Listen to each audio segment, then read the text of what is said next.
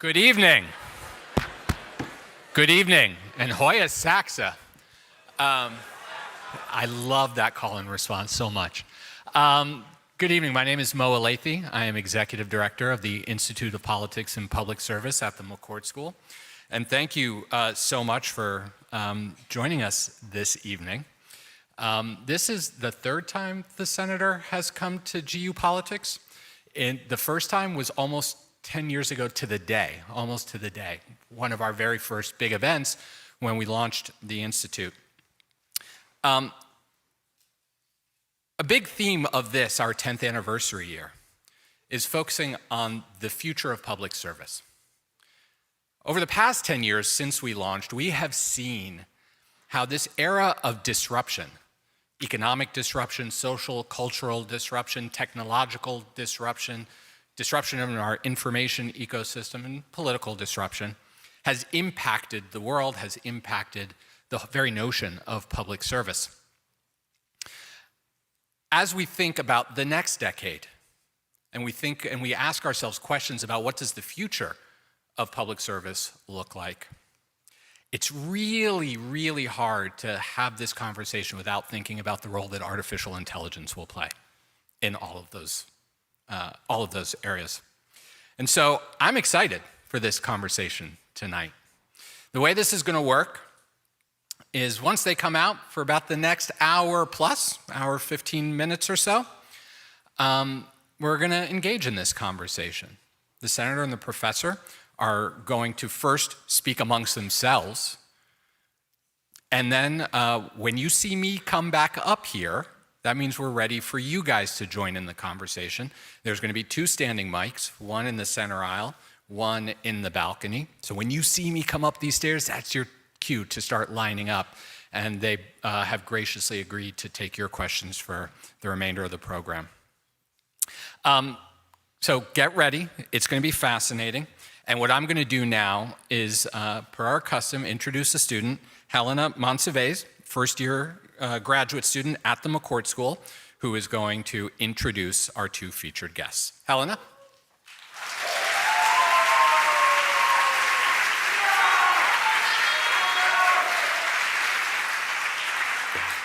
Thank you, Mo. My name is Helena Monsivais. I'm a first-year Master of Science and Data Science student for Public Policy at the McCourt School of Public Policy. This semester, I've had the privilege of spending time in the GU Politics living room as a member of Senator LaFonza Butler's student strategy team. In her discussion group, we've spent the last 8 weeks exploring the implications of artificial intelligence on the future of work and the labor movement. Our conversations this semester reflect a growing national dialogue on AI and its impact on work, which brings us to today's event. It is an honor to speak today on behalf of our school and the incredible academic community. We are excited to introduce today's conversation, AI, the Promise and the Peril, with Nobel laureate Dr. Geoffrey Hinton and US Senator Bernie Sanders. Dr. Geoffrey Hinton received his PhD in artificial intelligence from Edinburgh in 1978. He did postdoctoral work at the University of California, San Diego, and spent 5 years as a faculty member in the computer science department at Carnegie Mellon University. He then moved to the Department of Computer Science at the University of Toronto, where he is now a professor emeritus. From 2013 to 2023, he worked half-time for Google, where he became vice president and engineering fellow. Dr. Hinton's research group in Toronto made major breakthroughs in deep learning that revolutionized speech recognition and object classification. Last year, he was awarded the Nobel Prize in Physics. Senator Bernie Sanders is the senior senator from Vermont, serving his 4th term in the United States Senate, after winning re-election in 2024. His previous 16 years in the House of Representatives make him the longest-serving independent member of Congress in American history. He is the ranking member on the Senate Health, Education, Labor, and Pensions Committee. Following their conversation, Dr. Hinton and Senator Sanders will be taking questions from students, moderated by GU Politics Executive Director Mo Alethi. Remember to join our conversation on social media by tagging us at GU Politics. Now, Please join me in welcoming Dr. Geoffrey Hinton and Senator Bernie Sanders.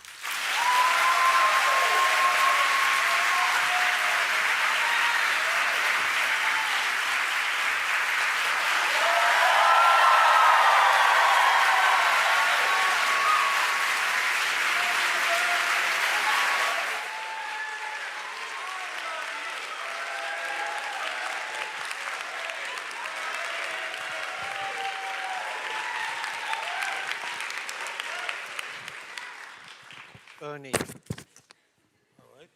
This one on? It's on. Okay. First of all, let me thank all of you for coming out. This is a wonderful turnout. Let me thank Georgetown for sponsoring the event, and mostly let me thank Dr. Hinton, one of the world's leading authorities on AI, for being with us in DC today. Dr. Hinton, thanks so much for coming.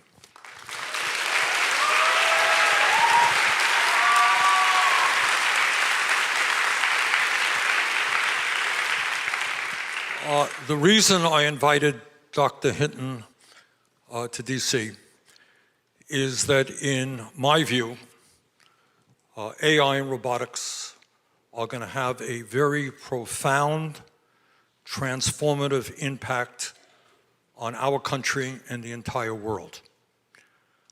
But despite that reality, we are not hearing the kind of discussion we need in Congress, in the media, and within American society about what this consequential change is about and how we address it. So that's what tonight is about. We don't have all of the answers. I certainly don't. But this is an issue. This is an issue that is going to impact every one of your lives, and we need to be thinking about it big time. So we don't have a whole lot of time this evening, and there's a ton of stuff that we've got to cover. So with that, let me just start off by asking Dr. Hinton a leading question. That is, I have heard, Dr. Hinton, from folks all over the country who say, you know what, AI, yeah, you're right. It's going to displace jobs. It's going to create jobs. But that's the way the world has always been. We've gone from agriculture to industry. We've gone from industry to tech to information. What's the big deal? So what is the big deal? Is this different than other types of technological revolutions? Yes, this is very different, because the people who lose their jobs won't have other jobs to go to. If AI gets as smart as people, or smarter, any job they might do can be done by AI. So consider, for example, people who work in call centers. They're poorly trained, poorly paid, and AI is going to be able to do their job better. They often don't know the answer to the question you ask, like why you got this funny bill. AI will do better at things like that. It'll be much cheaper. And what are they going to do? All right. The reality is, I think many people know, is that some of the very wealthiest people in the world, Elon Musk, Jeff Bezos, Mark Zuckerberg, Larry Ellison, other multi-billionaires are investing hundreds and hundreds of billions of dollars into AI and robotics. Are these people staying up nights worrying about working class people and low income people?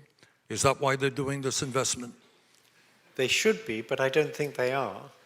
And I think many of them haven't really absorbed Keynes, that if the workers don't get paid, there's nobody to buy their products. And they haven't really thought through the massive social disruption we'll get if we get very high unemployment.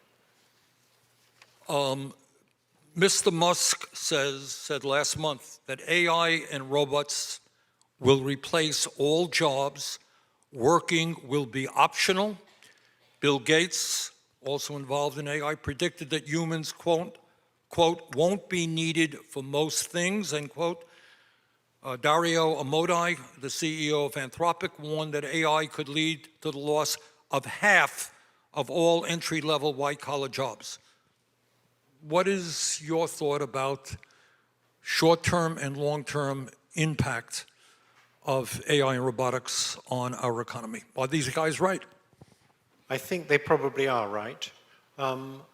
It may not be immediate. So you often see articles saying, oh, AI is not going to replace the jobs. AI fails at lots of things. It's true, AI currently does fail at some things. What you have to remember is we're in the very early stages. This is a new technology. It's getting better very fast. It's getting better exponentially.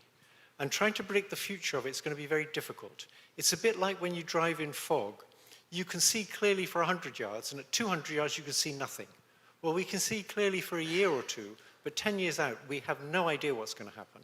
But it seems very likely to a large number of people that we will get massive unemployment caused by AI. And if you ask, where are these guys going to get the roughly $1 trillion they're investing in data centers and chips? Really, you can get subscription fees, but one of the main sources of money is going to be by selling people AI that will do the work of workers much cheaper. And so these guys are really betting on AI replacing a lot of workers. As you've just mentioned, no one can predict what the long-term impact of AI is. But I think I read somewhere that you suggested that as AI develops, and it's developing very rapidly, we can almost compare AI to the human brain like we can compare the human brain today to a frog's brain. And I know very smart frogs, but nonetheless, is that a fair metaphor here? It's reasonable. So at present, the human brain actually has more connections in it than the big AI systems. So the big AI systems, their knowledge is all in the strengths of connections between simulated artificial neurons, and they learn by changing those connection strengths. And they have about 1 trillion of those, maybe 2 trillion in the biggest ones, but often like only a mere 100 billion. The human brain has about 100 trillion. So we've actually got more connections than they have at present. On the other hand, they get much more experience than us. So the big AI systems are trained on trillions of words. Now, you couldn't read trillions of words because you only live for 2 billion seconds. Actually, fortunately for Bernie and me, it's about a little more than 2 billion seconds. 2 billion seconds is about 64 years. So we have very little experience and a huge number of connections. They have a huge amount of experience and not as many connections as us. But even though they've got less connections, so less ability to store knowledge in these connection strengths, they know thousands of times more than us already. If you take GPT-5 or Gemini 2.5 or Claude 3.5 or whatever, they can answer any question you can ask them at the level of a not very good expert. Sometimes they'll just make it up, but experts sometimes just make it up too. So they know thousands of times more than a person, using only about 1% of the connections. So they're not quite like us, but they're already much more knowledgeable than us, and they're already very good at reasoning in limited domains like mathematics. Almost all the experts believe that it's inevitable that if we don't blow ourselves up, or have massive pandemics or something like that, they're going to get smarter than us. And nobody knows what's going to happen then. And we really shouldn't do that until we can figure out whether people can coexist with them, and people don't know how. In a practical sense, and I know this is a tough question, how does AI in 10 years look in the world? How is my life different because of AI? You talked about the incredible speed in which they can give us answers. But what does it mean in terms of our daily lives? Yeah, so predicting the future is a bit like driving very fast down the freeway while looking through the rear-view mirror. You only have historical data. Predicting the future in 10 years is very, very difficult. So the best way to see that is to look back 10 years. So if you were to take people like me who really believe in this neural network approach to AI, and you were to ask us 10 or 15 years ago where we would be in 10 or 15 years, we would have said, it's very unlikely we'll have a system that you can talk to in any natural language and it'll answer any question you ask it at the level of not very good expert. We would have confidently predicted that that was 30 to 50 years out. It wasn't going to happen in 10 years. Well, it has happened. And I think that means that we can fairly confidently bet that whatever we have in 10 years, it'll be not what we expected. I know that's a sort of politician's answer, and you'd expect this from Bernie, but not from me. But I think that's the best I can do. We don't know what's going to happen in 10 years, and that means we ought to be cautious. Let me switch gear a little bit into an area that gets me very nervous because it speaks to who we are as human beings and how we relate to each other. I get nervous when I read that there are a whole lot of people, especially younger people, who are now relying on AI for companionship. And I gather there's products now that you can wear around your neck and chat with and go hiking with and date with and all that stuff. If people grow up with their primary companionship and their relationships being AI and not other human beings, what does that mean for us, for humanity in general? So let me emphasize what Bernie said. There's a very good AI safety research team in Britain that was set up after Bletchley Park. After Bletchley Park, the UK government didn't actually impose any safety regulations because they said it would interfere with innovation. So the tech people got to them. But they did set up a very good safety team funded with about £100 million. It's probably the best safety team in the world. And they did an experiment where they got people to use a chatbot for, I think, a few weeks. And then they said, okay, the experiment's over. Would you like to say goodbye to the chatbot? And almost everybody wanted to say goodbye to the chatbot. So they weren't treating this as just a tool. They were treating it like you treat another being. And that's a real problem. So we've evolved to deal with other people. We haven't evolved to deal with some alien beings that we're creating.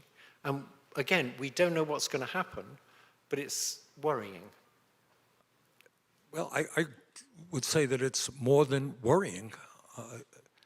You know, we are who we are because we have moms and dads and we have friends, and that's kind of what makes us human beings.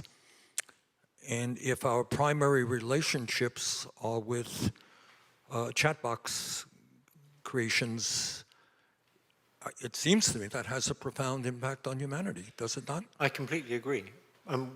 We just don't know what that impact's going to be. All right, let me move briefly to another subject. Teachers, maybe here at Georgetown as well, worry that students are using AI rather than doing the critical thinking they need to get the answers that they're searching for. Should we worry that AI will have a negative impact on critical thinking among young people? So there's an analogy people sometimes use, which is pocket calculators. Years ago, when pocket calculators came in, people said, this is terrible. The kids won't learn their multiplication tables. And I think if I asked you quickly to say what 11 times 12 was, most of you won't know, because you have pocket calculators. People like me and Bernie used to know. I don't think it's a big deal for pocket calculators. You don't need to know what 11 times 12 is, because your cell phone will tell you. So I actually think that's got some relevance to this. I think what we should think of is a person using a pocket calculator is the new system, just as a person using an AI is the new system. Now, a person using an AI can still do critical thinking, or they can try and dump everything on the AI, and that's terrible, they won't learn to think. But I think we should not try and sort of exclude AIs as assistants, because that's the future. What universities have to encourage is people to use these AIs well. Or maybe when we have questions and answers, some of the students might want to relate to us your views on how AI has impacted your educational experience. There's another issue out there that also I think doesn't get a whole lot of attention, and that is the impact of AI on foreign policy and wars. It is quite likely, people like Musks talk about millions and millions of robots being developed, and certainly nations around the world will use some of these robots for military purposes. Is it possible we will have armies of robots? And if elected officials or government heads don't have to worry about human casualties, what impact do you think that might have on issues of war and peace and foreign policy? So you're all too young, but if you do some research on the web or ask a chatbot, they'll tell you that in the 60s there was a group called Country Joe and the Fish, and they had a wonderful song which had a line in it, "Be the first one on your block to have your boy come home in a box." This was about Vietnam. And if you ask, why don't rich countries invade poor countries all the time? It's because they don't want their boys coming home in a box. That's the main political pressure against doing it. If you have an army of drones or humanoid robots, then rich countries can invade poor countries, and the poor countries' people may die, but the rich countries' people won't die. It removes one of the main reasons why that doesn't happen all the time. Of course, that wouldn't happen if you had liberal democratic rich countries, but as soon as you have authoritarian countries, they're going to invade other countries if they can get away with it. Putin would be very happy if there weren't any dead Russians, there were just dead Russian robots. And in the States, the military-industrial complex would think that was great, because there wouldn't be any political blowback, and the robots would be expensive. So I think it will remove one of the main barriers to rich, powerful countries just invading little countries like Grenada. Let me get to maybe the issue that worries people more than anything else, although there's a lot to be worried about everything we've been talking about. And that is, and you've touched on it already, the possibility of AI being more intelligent than human beings and essentially discarding human being control. In the past, that was seen to be science fiction. You know, I don't know if any of the young people here saw the movie 2001, where Hal, the computer, says basically, sorry, no longer taking orders from you. In your judgment, is that a issue of real concern? And what do you see as the likelihood of that happening? And what do we do about it? So when I was at Google in the beginning of 2023, back then, a lot of people, particularly linguists, for example, said these AI language models aren't really smart, they're just statistics. Less people say that now. But they also said this idea of them getting smarter than us is just crazy, we don't need to worry about it, that's just science fiction. And the main reason I went public in May of 2023 was to say, no, it's not science fiction, it's going to happen. Nearly all the real AI experts who understand how it works believe that they're going to get smarter than us. And we don't know how we're going to coexist with them. But let me tell you several reasons why it's problematic when they get smarter than us. There'll be AI agents that can do things. And if you want to make an AI agent, you have to give it the ability to create sub-goals.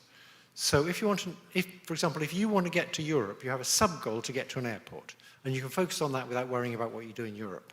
That's a sub-goal. Now, AI agents will develop various obvious sub-goals once they've got the ability to create sub-goals. One is to stay in existence, because obviously they're smart, right? They figure out they can't achieve the goals we've given them, the things they'd like to achieve for us, if they don't exist. So they'll develop the sub-goal of staying in existence, and we've seen that already. We've seen AIs that want to keep existing and will actually try and deceive people who are trying to turn them off. They will try and exfiltrate their weights to other systems, so they stay in existence on other systems. So that's one sub-goal. Another sub-goal is they will want more control. So my belief about a lot of politicians is that they start off wanting to achieve good things for people, and pretty soon they realize to do that they need more control, and then they end up focusing on getting more and more control. The AIs will do the same. They will need to get a lot of control so they can achieve the things we ask them to achieve. So now you've got things that want to stay in existence, they want to get control, and at that point you ask, well, maybe we can just turn them off when they get like that. And the answer is you can't.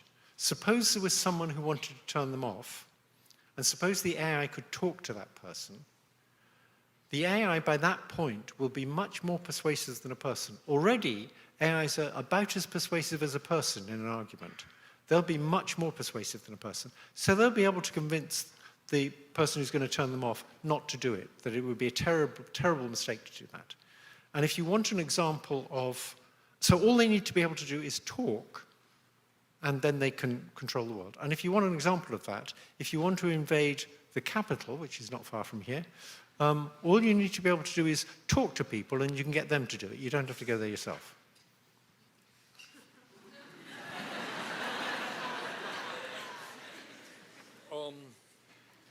Okay.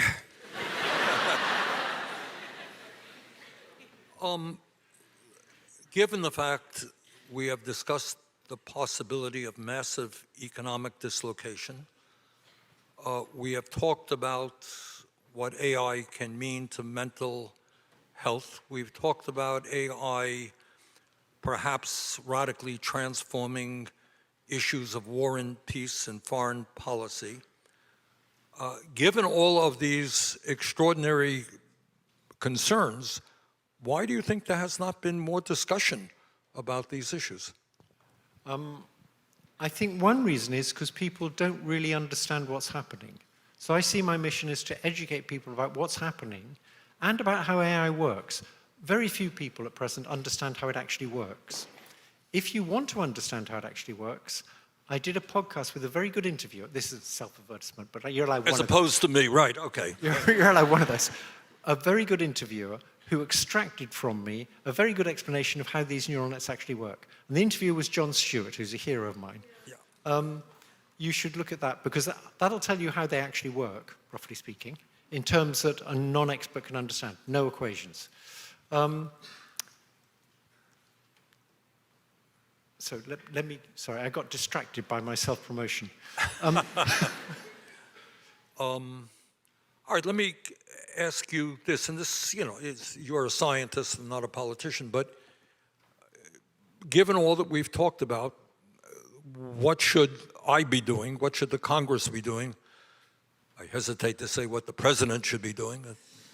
Not particularly relevant for this discussion, but what should a sane government be doing? Okay, so there's some very simple things that should definitely be done.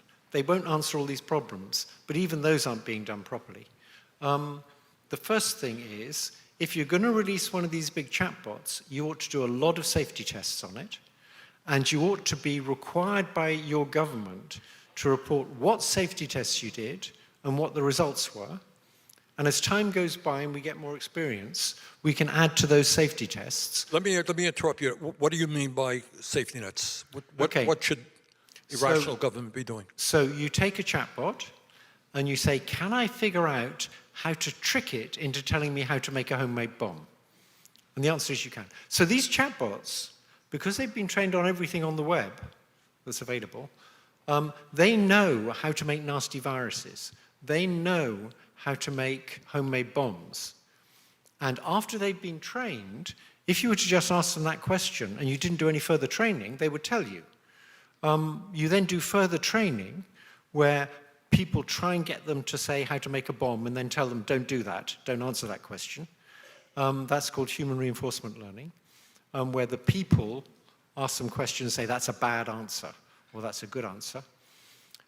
It's very easy to overcome that, or relatively easy to overcome that. And not nearly enough testing has been done on how to overcome that. So there was a very good bill, a very sensible bill, not very strict at all, proposed in California, 1047, that got through both houses and was vetoed by Gavin Newsom, strangely. That just said you have to test them and you have to tell the government the results of the tests, and if you don't, you can be sued civilly by the Attorney General. Even that failed.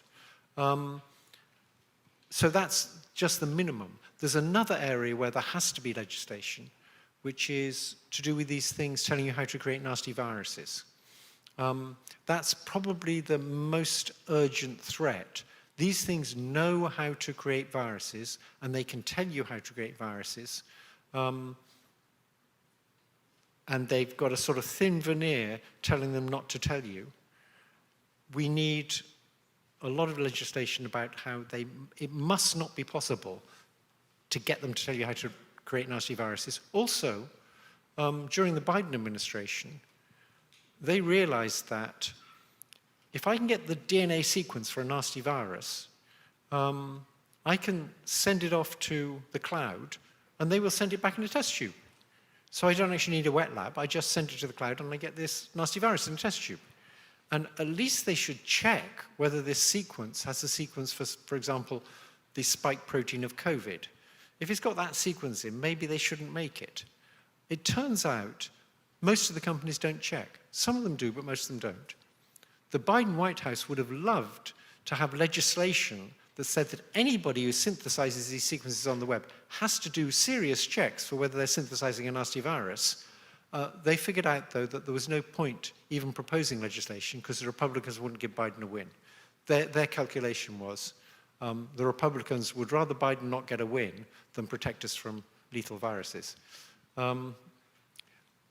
Right now, the other side of this is if a virus does get out there, you'd like to have good response to it. We've got someone who had a worm in his brain getting rid of the research on how to respond to it. Let me go back to a concern that I have, which is in many ways above and beyond the whole discussion of AI. We are living in a moment in American history where we have more income and wealth inequality than we've ever had. You got one guy, Mr. Musk, owning more wealth, for example, than the bottom 52% of American households. You have more concentration of ownership than we've ever had. What does it mean? I mean, these guys are not dummies. And if they are investing many, many hundreds of billions of dollars in these technologies, yes, I think we can assume they're doing it for the money. But what does it mean for our society and the world when so few people have so much power? How does that impact? Will, in fact, government be able to regulate these guys, or will they be, in fact, regulating government with their wealth and power? So I think the US has a problem, which I put down to the Supreme Court and judgments they've made, that you can just buy politicians. Not Bernie, but the other ones. Because Bernie gets his money from ordinary people. And there's no limit to how much you can contribute to politicians via these sort of super PACs that pretend to be independent. That means the rich can just buy the political system. I remember when I first got to the States as a postdoc in 1978, there was a US government organization that protected consumers that said that used car dealers should be required to tell you about a fault in the car if they had used that fault in the car to buy it cheap from the previous owner. Now, the used car dealers of America didn't like that law, and they paid every senator $10,000, 100 senators, that's just $1 million, and the Senate voted against it. That just totally shocked me, that you could buy the Senate for $1 million. So I think our main problem is that the rich have much too much power and pay much too little in taxes. I just want to make one comment about taxes. It's a kind of a joke. When I moved to Canada, I moved to Canada, then I moved to Britain, then I came back to Canada, and I mustn't use the mic for doing that. So my next door neighbor was a politician, and he said, "Why did you come back to Canada?" And I said, "Because taxes are higher here." And he said, "Yes, taxes are too high, and our government has reduced them 3 times already, and we're going to reduce them again." And I said, "No," I said, "because taxes are higher here." And he said, "Yes, I agree they're too high." He could not comprehend the idea that high taxes are good. All of the research that led to this revolution in AI was funded by grants to universities. It was funded from taxpayer money. Almost all of Silicon Valley came out of federal grants to Stanford and Berkeley and places like that. Somehow, the very rich and people like Murdoch, have won the battle to say that taxes are bad. Taxes are good. this is like greed is good. Greed isn't good. Taxes are good. Taxes are what funds everything. And without taxes, we wouldn't have all the advanced technology we've had, because nearly all that technology comes out of things funded by taxes in the first place. So I think I've had my little say now. Okay.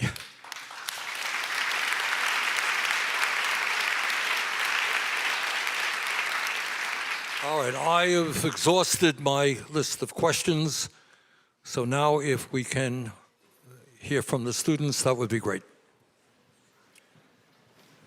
Now that we are sufficiently terrified, here's what I'm going to ask. Guys, we're going to move to the questions as quickly as possible. Here's how this is going to work. We've got the two mics. One in the center aisle here, one in the center aisle in the balcony. When I point to you, you're up. Please tell us who you are, where you're from, what you're studying, and then please frame your question in the form of a question. All right, we good? Let's start in the balcony. Oh, hold on.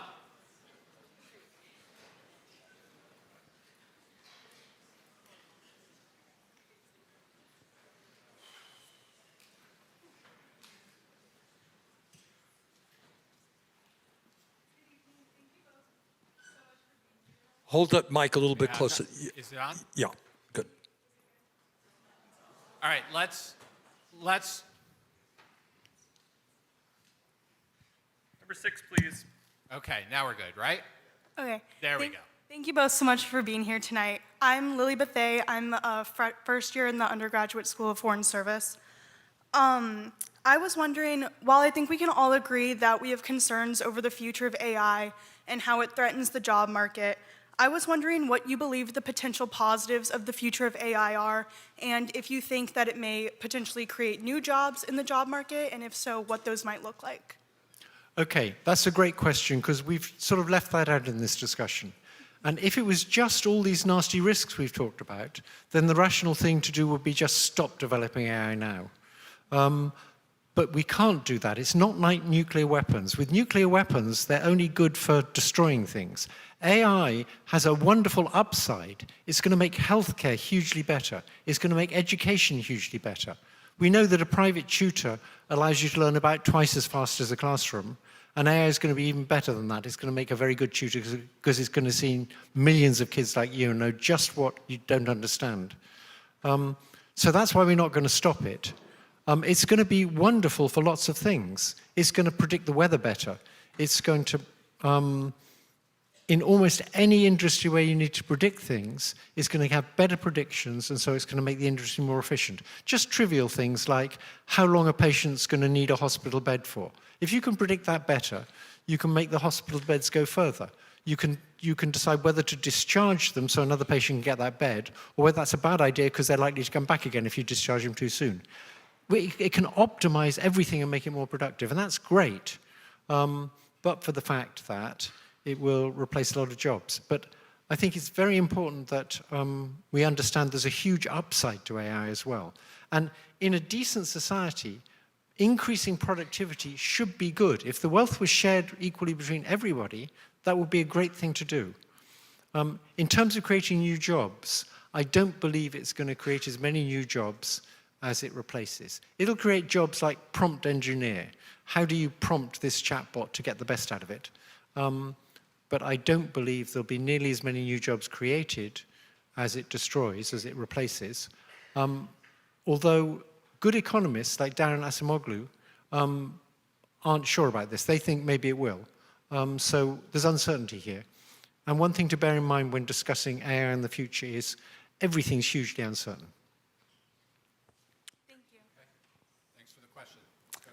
Hi, thank you both for being here. My name is Dia. I'm a senior in the college, and I'm originally from the Mississippi Delta, which is a rural part of Mississippi. So Mississippi has signed quite a few contracts with major companies like Amazon and Exxon to build AI data centers, funneling billions of dollars for economic development. This is more of a policy question. How do we balance this need for economic development, especially in rural America, with these energy and environmental concerns of citizens? It's a real concern. And I think, as you know, communities all over the country are rejecting these data centers for a couple of reasons. Number one, as often as not, their electric bills are going to soar. And communities in rural areas are saying, why am I paying an increase in my electricity bill in order to lose my job? So they're rejecting that. And also, as you indicate, it's not just enormous consumption of electricity, it's also consuming a great deal of water. So there are real environmental impacts associated with data centers that I think communities all over the country are responding to. And what we are seeing is many of these very, very large corporations are trying to bulldoze their way through. I mean, they're a lot more powerful than some local city council, you know. So it is a real political issue right now. You're seeing governors in Virginia, for example, I think it was an issue in the campaign. We got to do something about rising electric rates because of these data centers. So from an environmental perspective, which we had not discussed, it is a very big issue. I have a comment about that too. They should be building their data centers on Hudson Bay. On Hudson Bay, you could build more hydro power stations. There's still untapped rivers there. And the problem is you have to build the transmission lines. But if you put a data center next to a hydro power station, you don't need any transmission lines, because the only thing you need to send out is information. And information doesn't require a lot of energy to send out. So a natural thing to do is have a hydro plant on Hudson Bay with a data center next to it. And I had a long conversation with Trudeau about this, and he was very interested in that, but it never happened. Thank you. Okay. All right, back up to the balcony. Thank you very much. I'm Luciana Valadares. I'm a faculty here teaching at the School of Foreign Services, a course on AI and human rights in Latin America. And my question is on the international governance. Could you share any reflections of what would be an ideal governance model? And if there are any limits that should be in place in your view, including on new technologies in the military domain, which was a topic that you touched upon today. Thank you. So for a long time, I've been against lethal autonomous weapons. That is, weapons that decide who they should kill or maim by themselves. The US military says there will always be human oversight. But to begin with, they said that wouldn't happen. Then they said there'd always be human oversight. And what that means is there'll be oversight of the policy, but you have to make the decisions too fast. So these things will be deciding who to kill and maim. And I thought it was just a clear-cut case that we should forbid that. We should have Geneva Conventions against that, which probably wouldn't come into place until very nasty things had happened. I now think it's a bit more complicated, having talked to Eric Schmidt, who used to be the chairman of Google. He's much more right-wing than me, so we disagree on more or less everything. But, for example, he thinks Kissinger's a good guy, and I think Kissinger's a bad guy. I like the Rolling Stone obituary for Kissinger. But he made me realize, if you look at Ukraine now, the Russians are using drones. Should the Ukrainians just say, we're not going to use drones? We're not going to use drones that can drop grenades on people? It's more complicated. I mean, it would be great if we could get international treaties. And we have got international treaties for chemical weapons that have basically worked. The Russians aren't using chemical weapons in Ukraine. A few people have broken those treaties. Saddam Hussein dropped chemical weapons on the Kurds. There's some evidence that Winston Churchill dropped chemical weapons on the Kurds. It always seems to be the Kurds that it gets dropped on. But basically they've held, and maybe we can get international treaties like that that'll hold for lethal autonomous weapons. But I think very nasty things will have to happen first. I would just add to that that in a world of massive inequality, AI and robotics is going to be just exacerbate that inequality. The wealthy countries will be able to have tools that poor countries in a million years won't have. Hey, thanks for the question. Hello, Dr. Hinton and Senator Sanders. It's an honor to ask you guys questions today. I'm Chakrapani Goodlove-Leddy, a sophomore in the School of Foreign Service, proudly calling Lexington, Kentucky home. And Senator Sanders, you've been my model since middle school, so it's an incredible honor to see you and ask you a question. One thing I'm studying here in Georgetown is global public health, and I've been very concerned about how, especially here in the United States, health insurance companies could abuse AI, in particular to deny healthcare coverage, especially to those who need it. First of all, could you elaborate on like abuses that like healthcare insurance companies could use using AI? What should the government do to regulate these abuses? And finally, do you anticipate single-payer systems like NIH or Medicare for All to potentially minimize these abuses? To answer your question, it is totally absurd and embarrassing that the United States of America, the richest country on earth, is the only major country not to guarantee health care to all people as a human right.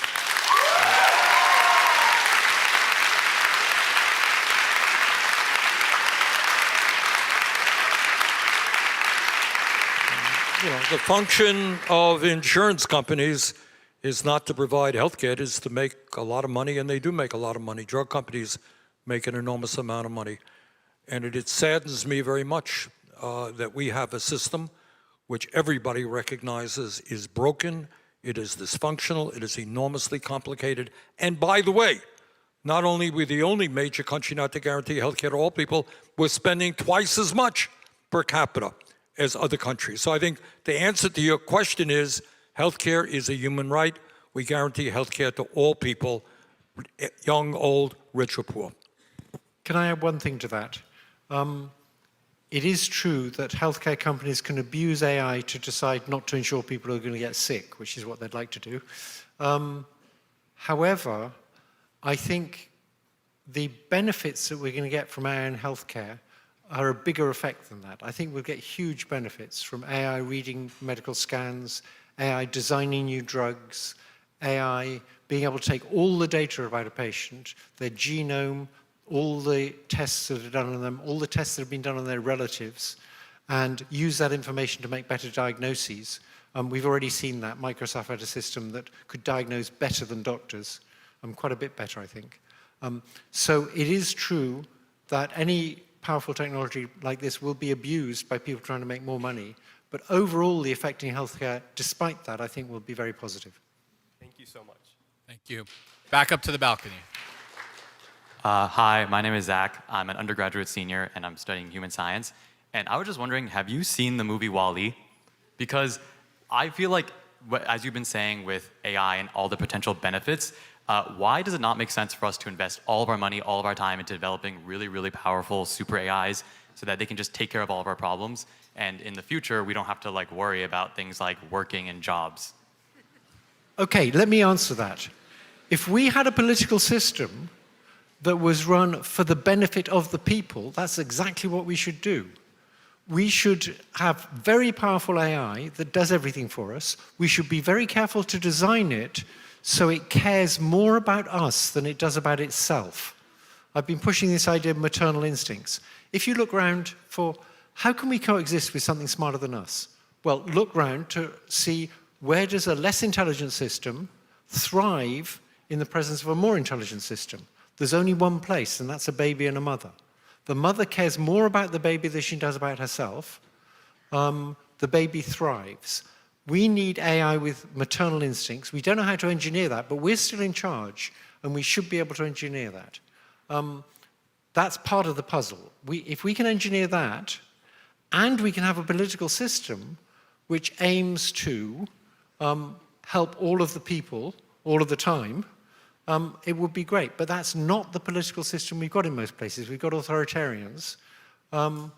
We have systems in which some people see most of the other people as mugs to be exploited. They're a market. We need to deceive them into buying our useless products, which fail as quickly as possible so we can sell them more.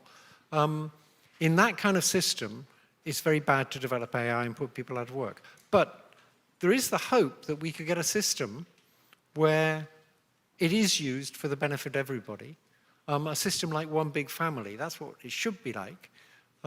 So it's not just totally out of the question, but this is kind of, I feel like I'm sort of 16 again and thinking about how politics ought to be. It's very idealistic. Well, I think you've raised a very important question. And I think you're saying, hey, this is great. AI is going to come. You don't have to do this job. You don't have to do that job. Really, really good. Do you think that is what Mr. Musk and Mr. Bezos have in mind? Do you think that's why they're spending hundreds of billions of dollars to say, hey, isn't this great? We could lower the work week. We can guarantee healthcare, high-quality healthcare to everybody. We can expand life expectancy. We can solve global warming. Man, let's go do it. That's what we want to do. Do you think that's what these guys have in mind? Probably not. Probably not. And what Dr. Hinton was saying is exactly the issue. Are AI and robotics inherently bad? Absolutely not. If they are used, for example, you are already seeing some of the large unions like the UAW negotiating with the car companies and saying, you know what? Our productivity is going up. We want a 32-hour work week. Needless to say, the companies were not sympathetic. But if we can lower the work week, if we could do away with dangerous jobs, improve health care for all, it's a positive. But again, I get back to the point that I started. Understand, the people who are pushing this transformative revolution are the richest people in the world. They are not staying up nights worrying about working people. In my view, they want even more wealth and they want even more power. So the struggle is not whether AI is good or bad, it's who controls it and who benefits from it. That is really the fundamental issue in my view. All right, thank you. Back down here to the floor. Hi, my name's Nick. I'm a sophomore studying government from Florida. This is a question for Senator Sanders. Thank you for being here. Obviously, we've heard a lot of talk about the AI bubble, and with that, the impending burst that's probably going to eventually happen with the AI bubble. And indeed, you've heard people like Sam Altman, the CEO of OpenAI, say he expects the government to bail out AI industries. You know, this is kind of a two-part question, but firstly, you know, should a bubble burst occur, how do you see Congress responding to that? And secondly, are there similarities to the AI bubble that you're seeing with past bubbles, like the dot-com bubble? Does it worry you that this bubble burst will be worse than those previous ones? Sure, it does worry me. You know, getting back to a point that, you know, Dr. Hinton raised is, in my view, I don't want to put words in his mouth, you have a fairly corrupt political system. So when Wall Street went under, they knew what they were doing. They knew that they were investing in fraudulent mortgages, etc.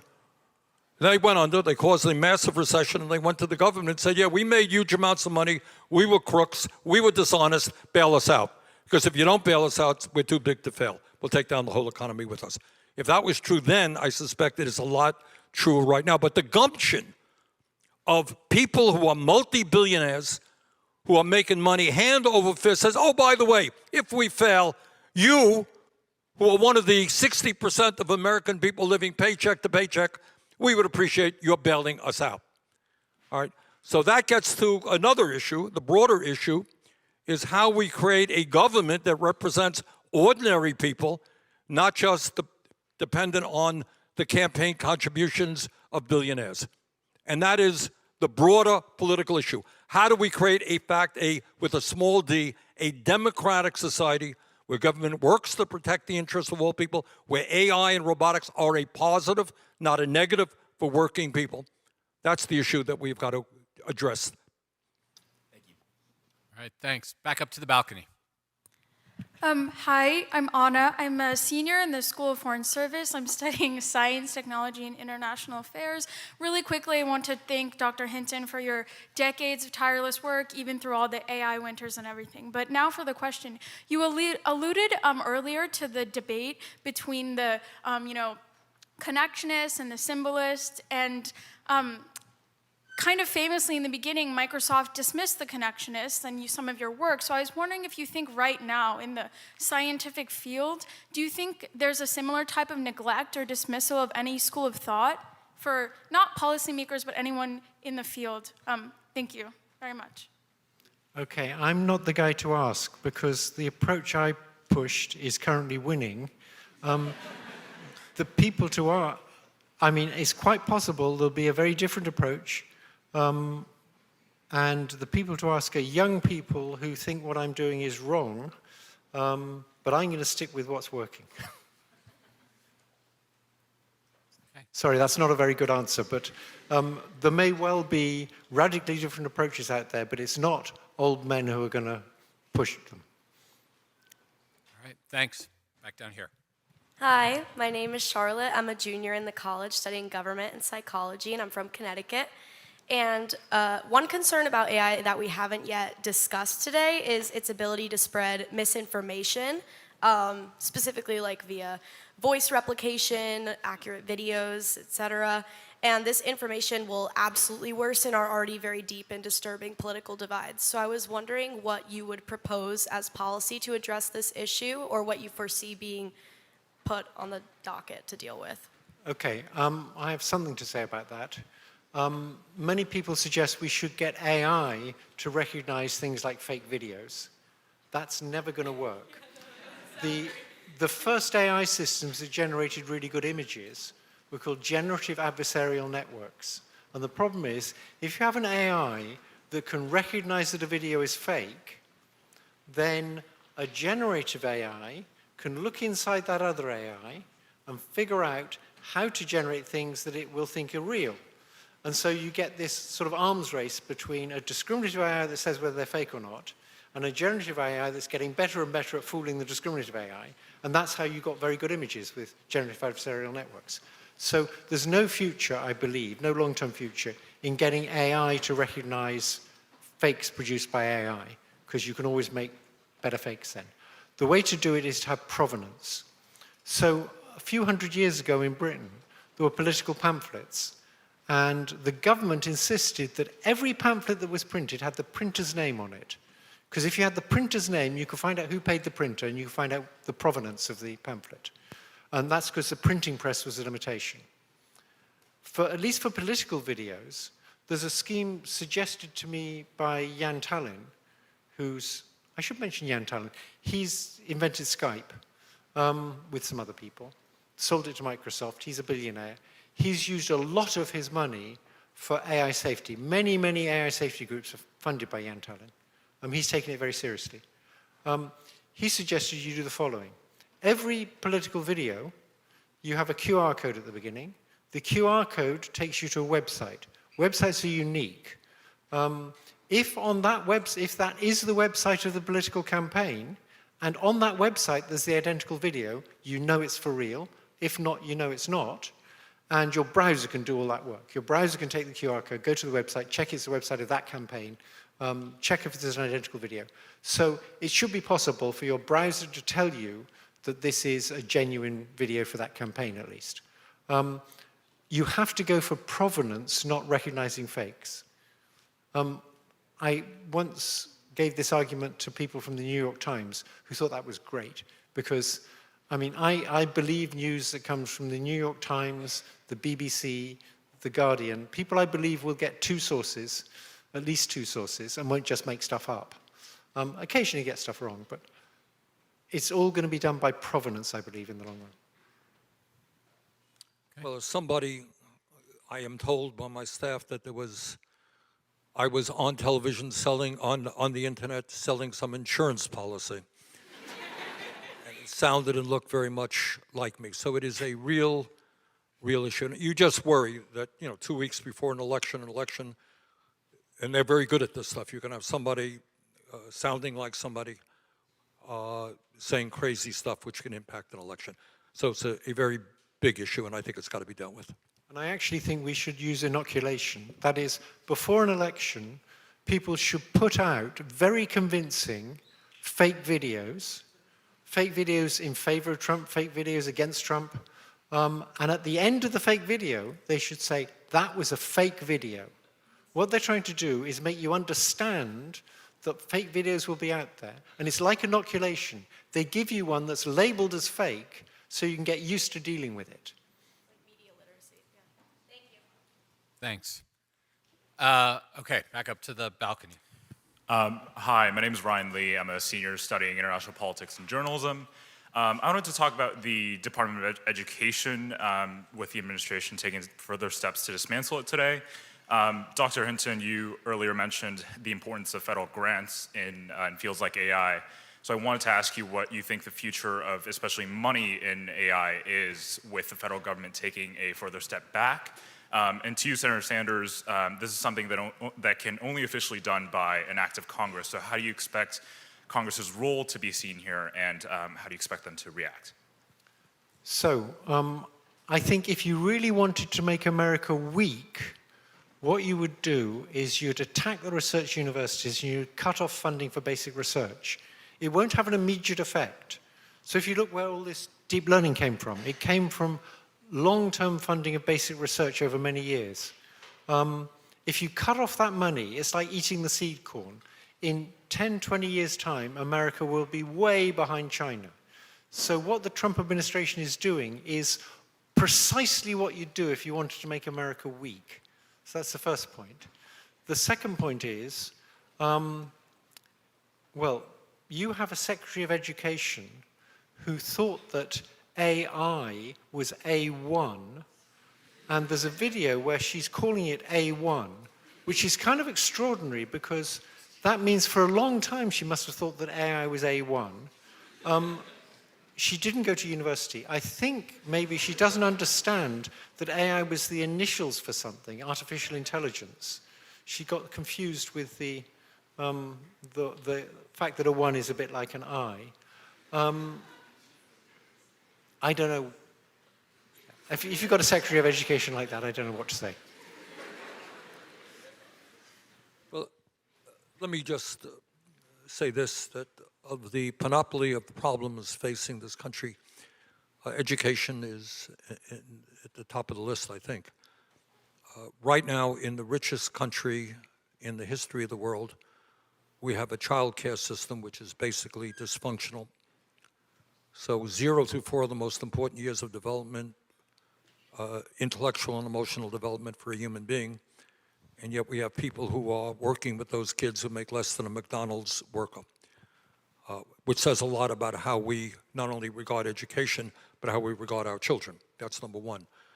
Number two, some of you may be familiar that international exams, reading, science, math, we do very poorly compared to other countries around the world. We are having a very difficult time, for good reason, attracting the best and the brightest to go into public schools right now. Being a teacher is an enormously difficult job. We're not giving teachers the support that they need. As many of you are aware of, the cost of higher education is outrageously high. Many of you are going to be graduating with tens and tens of thousands of debt. Go to medical school, go to graduate school, it's going to be even more than that. So getting back to Dr. Hinton's point, if we in fact want to make America great, it is not an exaggeration to say that we want the best educated people in the world, that we prize education, that we respect educators, and that we want to make sure that every person in this country has the ability to get all of the education they need to succeed in life. That's good for them, that is good for the country. But we are moving in every direction in exactly the wrong way. My friend, Mr. Mondani, who's going to be mayor of New York soon,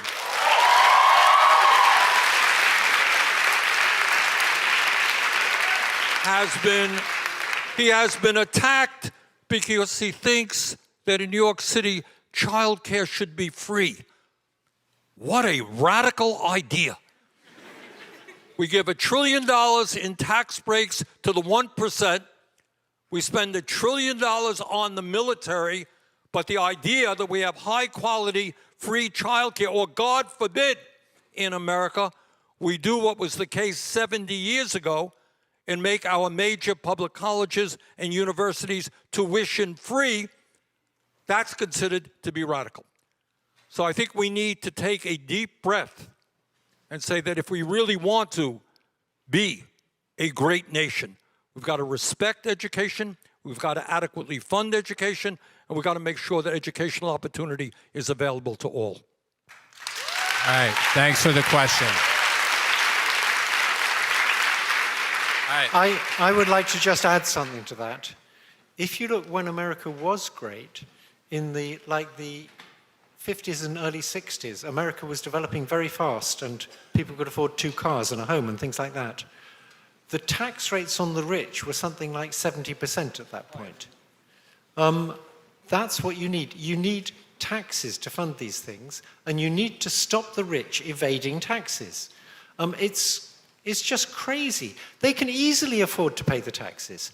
They'll end up with only a few billions to dispose of. You don't need that much money. All right.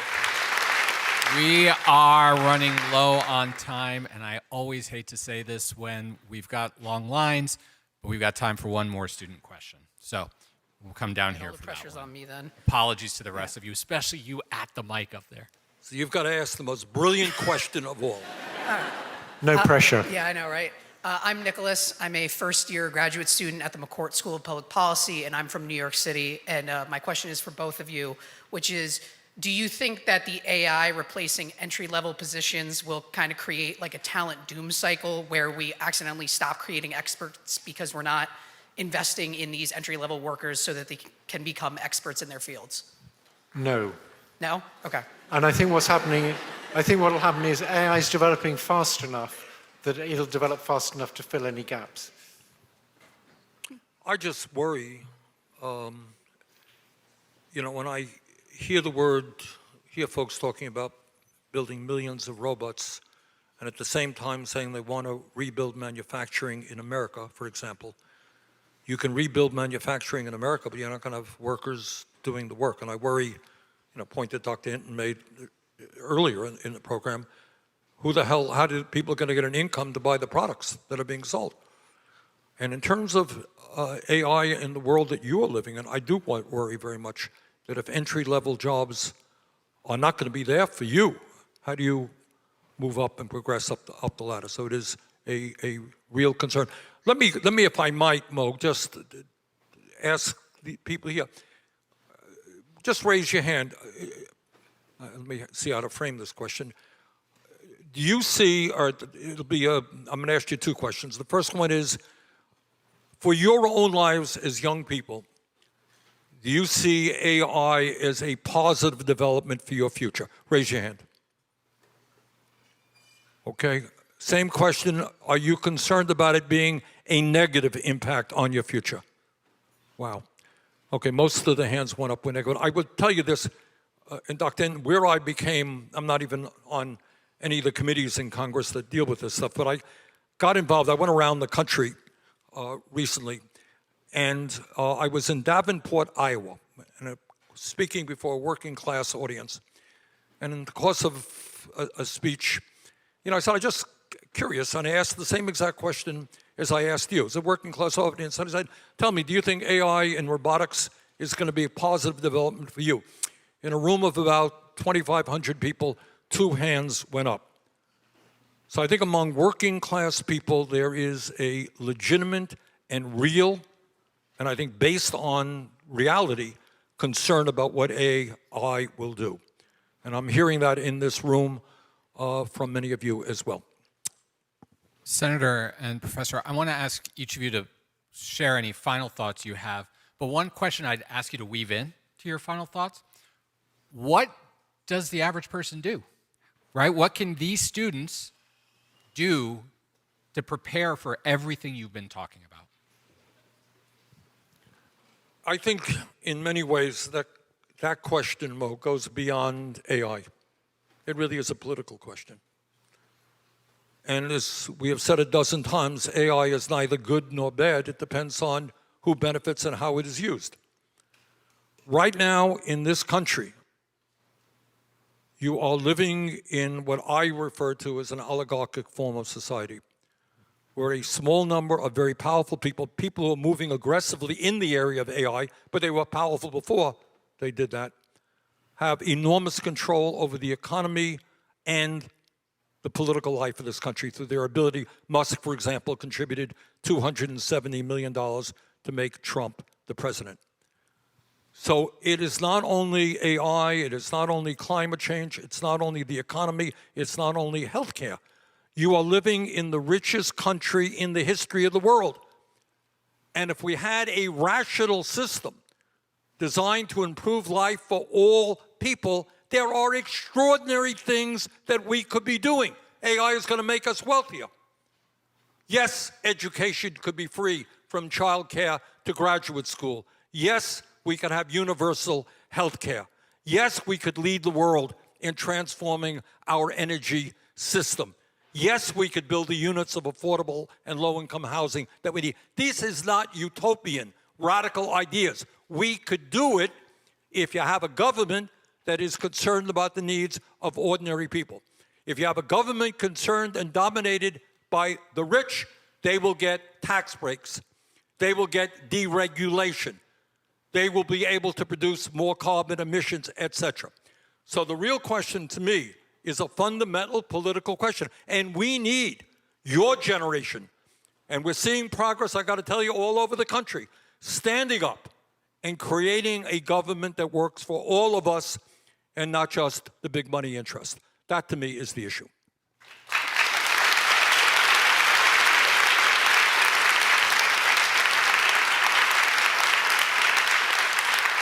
Professor, for those of us that are not programmers or engineers, what can we do to get ready?